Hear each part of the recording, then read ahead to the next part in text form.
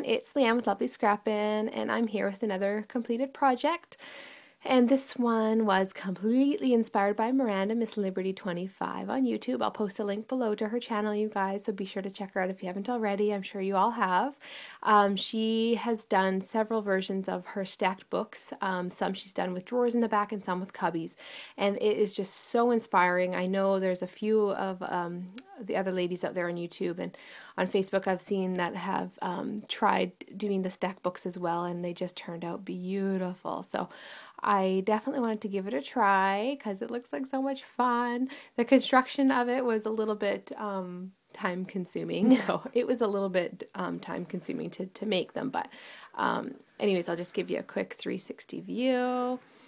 Lots and lots of fun. The paper collection, as some of you may recognize, is the fabulous Graphic 45, A Lady's Diary. Beautiful paper. Absolutely love this, you guys, and I'm sure most of you have already played with this. If not, you've got to try to get your hands on it. It's so gorgeous. Oh my goodness, you guys, I just love it. I love the blacks and the pinks in there, of course, and some brown tones. So definitely wanted to give this a try. So let me just start out with the construction. So pretty much the base of the books are all chipboard, so the sides, the top, and the bottom of each book is constructed the exact same way. I used chipboard and lined it with paper. So with this, I lined it with the Graphic 45 12 by 12 sheets for each of the covers. The sides are just some book paper I had in my stash that I covered it with. And this piece here is chipboard as well, but I'll show you what I've done.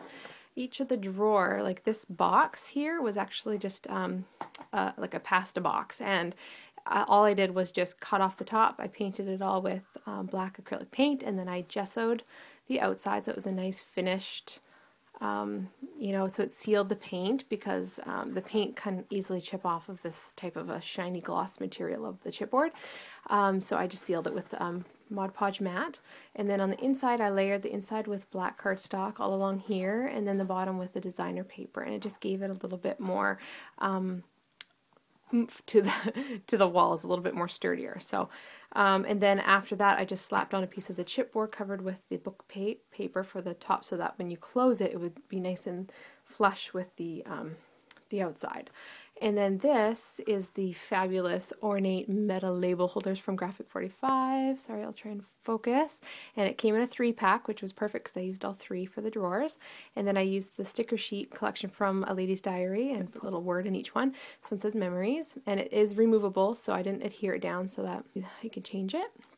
Crunched up the metal with some gesso, and it just fits nicely. And each, the inner portion of each cubby of each book is nicely lined with black cardstock all the way around. So the entire inside is just nicely finished. Hope you guys can see that.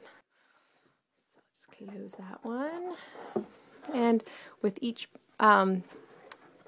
little drawer, I did a different inner portion, and I grunged it up. And that one says Latest Style. Sorry, you guys can see. There you go, Latest Style. And then the bottom one says Standard Fashion, and that's the inside. So that's that. So that was super fun. It was fun. It was time consuming, but lots of fun. And each one, again, is just finished off nicely with cardstock. So, and then the whole thing is just tied together. Well, each box is glued together, obviously. And then I just put some gorgeous wired burlap trim ribbon all along it to tie it up into a big bow at the top. And then this one here I cut long so that I could have it draped down the side of the books there, and then this one here just kind of comes here. And then I've just clipped with a trinket pin that says Memories on it from Tim Holtz, and then this is just a key from Michael's in the dollar bin, or $1.50 bin, and I just painted it with acrylic paint and then wiped off the acrylic paint so that some of the black acrylic paint is still on there, and then I grunged out with some gesso. And this is just a cutout from the paper collection. It's just a postcard, and so I thought maybe a journaling or a photo can go on the back of that, and it just slips nicely in here.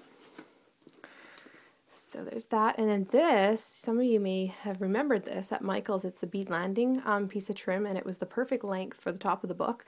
It still has the little metal end, and it has a little loop there so you can actually connect it to chain or whatever you want. I was thinking about putting chain dangling from it. I still might, I don't know. But anyways, and it's really pretty. It's so soft, and it's got this nice beautiful glitter. You guys can't really make it out on camera, but it's got nice little glitter along the top of each of the rosettes. Okay, so where to start? We'll start at the top. So I have this cheesecloth sort of material, just kind of poking up here, and I've draped it all the way down, so it's in here, so it's draped here, and it's got some poking out down there, as well as at the bottom here, and on that side. Lots of I Am Roses. If you guys want any of the codes for these, just let me know. It's not an I Am Roses project, so I'm not going to have them on my blog, but if you are interested in knowing what one of these flowers is, let me know, and I'll let you know. So this was just an R40 that was just white, and I had painted it with acrylic paint and then sprayed it with Black Orchid Silver Lindy spray, and then just put gesso over top of it. Some more I Am Roses there. This is a wheat spray, acrylic wheat spray I've got poking up here as well as down here. And then some rolled book page roses I made here, and more I Am Roses, daisy there. Some scissors charms there. Each of the books, the spine of the book is just paper itself from the collection, and just, you know, I distress the edges with the Tim Holtz Distresser as well as Distress ink. And then here I've just put some of the measuring tape from Joann's, the store, just in the black, and I grunched up with some gesso and then put flat back pearls. Did the same thing on both sides there. Again, the scissor charm there, and I added a little mini pearl there. This is just a Martha Stewart butterfly punched and from the paper collection, and just put a little mini clothespin there, and it's just sort of clipped onto the side of the book. And then this is just some charms I put together. This one here is a Prima charm, and then these little beads are, well, these beads and this little heart charm here are all from a little charm bracelet that Becca Crafts Cupcakes had sent me in our last birthday swap. And oh, it's just beautiful. Becca, seriously, if you find any more of those, let me know and I'll send you money. I just love that charm bracelet because you can take off all these fun little charms and connect them onto your own little pieces. And then this one here also came from a little charm set that she had sent me. Thanks, Becca. I love it. So I got that there. Again, I Am Roses daisy, the cheesecloth hanging there.